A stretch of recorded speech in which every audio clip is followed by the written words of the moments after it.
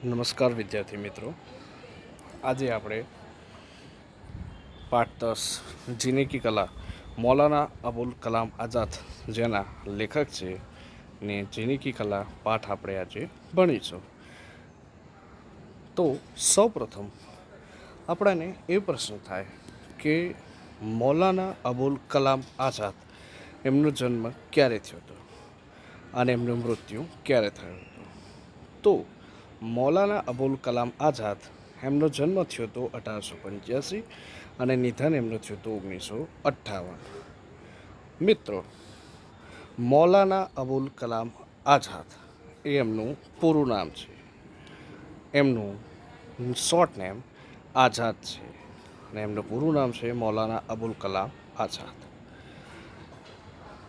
એમના વિશે આપણે જોઈએ થોડું. લેખક પરિચય. जाने माने शिक्षाविद चिंतक मौलाना अबुल कलाम आज़ाद स्वतंत्र भारत के प्रथम शिक्षा मंत्री थे.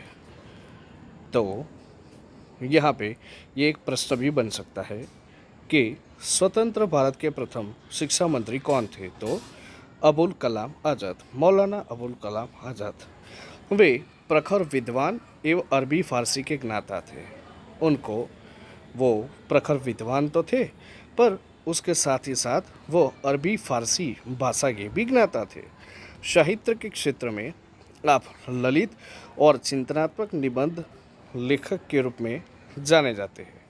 तो मित्रों, साहित्य के क्षेत्र में आप ललित और चिंतनात्मक निबंध लेखन के रूप में भी जाने जाते हैं. अब की दृष्टि से मनुष्य सर्वश्रेष्ठ प्राणी है, जिस अन्य सजीवों से अलग तरह से रहना चाहिए. तो यहाँ पे ये कहा गया है कि आपकी दृष्टि से मनुष्य सर्वश्रेष्ठ प्राणी है, जिसे अन्य सजीवों से अलग तरह से रहना चाहिए. जीने की कला एक आवश्यक कला है मित्रों. व्यक्ति को इस कला से भली भांति परिचित होना चाहिए.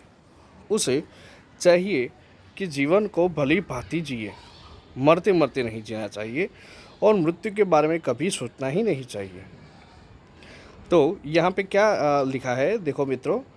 उसे चाहिए कि जीवन को भली भांति जिए, मरते मरते नहीं जीना चाहिए और मृत्यु के बारे में कभी सोचना ही नहीं चाहिए.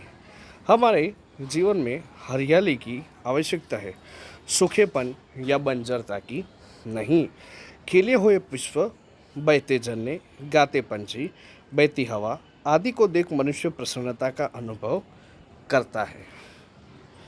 वस्तुतः हमारे धर्म, दर्शन, अध्यात्म के गहन दर्शन ने मनुष्य को अनावश्यक, गंभीर और कृत्रिम बना दिया है.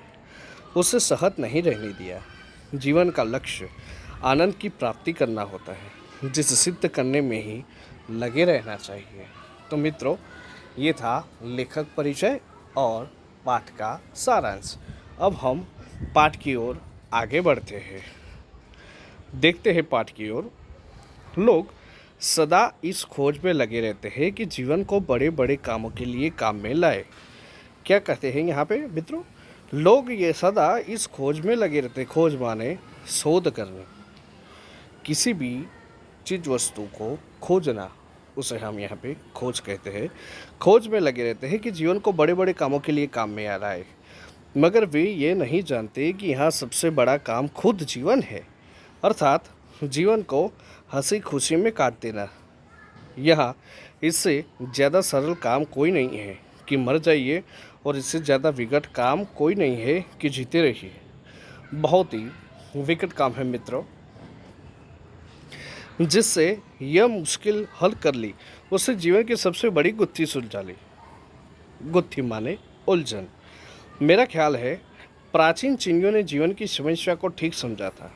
एक प्राचीन चीनी वाक्य में पूछा गया, दुनिया में सबसे बुद्धिमान आदमी कौन है? फिर जवाब दिया, जो सबसे ज़्यादा खुश रहता है. तो यहाँ पे बहुत ही गौर करने की बात है. ये वाक्य प्रश्न में भी पूछा गया है, बराबर, कि दुनिया में सबसे बुद्धिमान आदमी कौन है? तो उसका जवाब है, जो सबसे ज़्यादा खुश रहता है. इससे हम चीनियों का जीवन संबंधी दृष्टिकोण समझ सकते हैं. अगर आपने संसार की हर स्थिति में प्रसन्न रहने की कला सीख ली, मित्रों क्या कहा है यहाँ देखिए, अगर आपने संसार की हर स्थिति में प्रसन्न रहने की कला सीख ली तो विश्वास कीजिए कि आपने जीवन का सबसे महान काम सीख लिया। अब इसके बाद इस सवाल की ज़रूरत ही नहीं, आपने और क्या क्या सीखा है। खुद भी खुश रहिए और दूसरों से भी कहते रहिए कि अपने चेहरे उदास न होने दें। आजकल के एक फ्रांसीसी लेखक आंद्रे गीत की एक बात मुझे बहुत भाई, जो उसने अपनी आप बीती में लिखी है, खुश रहना केवल एक ज़रूरत नहीं है, यह एक नैतिक उत्तरदायित्व भी है। मतलब यही है कि हमारे व्यक्तिगत जीवन का प्रभाव अभी तक सीमित नहीं रहता, वह दूसरों को भी पकड़ता है। या यूँ कहिए कि हमारे सुख दुख की छूट दूसरों को भी लगती है। इसलिए हमारे कर्तव्य की न आप उदास हो न दूसरों को उदास करें। तो विद्यार्थी मित्रों, यहीं तक हम देखेंगे और इसका दूसरा भाग हम दूसरे लेक्चर में देखेंगे।